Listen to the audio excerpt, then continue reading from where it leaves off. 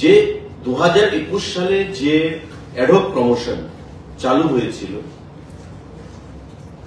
তাদেরকে যারা রিটায়ারমেন্টে গেছে বা অ্যাডহক প্রমোশনের বেনিফিট নিয়েছে সমস্ত অংশের কর্মচারীদের প্রমোশনকে ট্রিট করা হবে রেগুলার হিসাবে।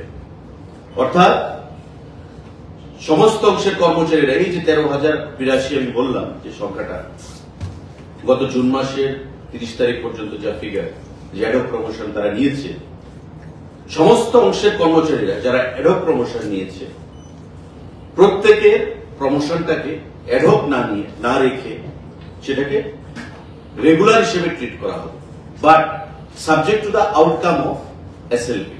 অর্থাৎ সুপ্রিম কোর্টে যে কেসটা চলছে, সুপ্রিম কোর্ট জাজমেন্ট কি দেবে সেটা আউটকামের উপর নির্ভর করবে।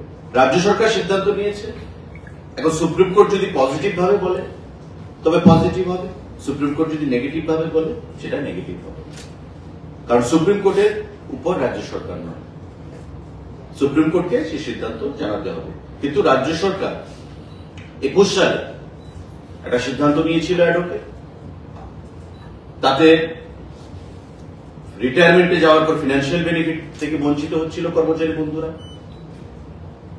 আজকে দীর্ঘদিন বাদে আমরা দেখতে পেয়েছি কর্মচারীদের মধ্যে একটা দাবি ছিল যে আমাদেরকে অ্যাডহক দেওয়া হয়েছে, প্রমোশন দেওয়া হয়েছে, কিন্তু আমরা ফিনান্সিয়াল কোনো বেনিফিট পাচ্ছি না।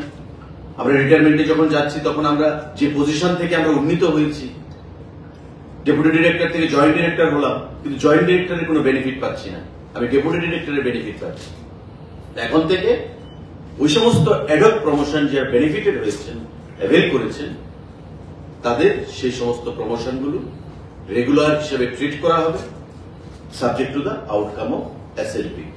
রাজ্য সরকার মাননীয় মুখ্যমন্ত্রীর পৌরোহিত্যে আজকে এই সিদ্ধান্ত, একটা বলিষ্ঠ সিদ্ধান্ত গ্রহণ করা হয়েছে এবং আমরা ক্যাবিনেটের তরফ থেকে মাননীয় মুখ্যমন্ত্রীকে, মাননীয় অর্থমন্ত্রীকে, মুখ্য সচিবকে আমরা ধন্যবাদ জানাচ্ছি, যাতে করে কর্মচারীদের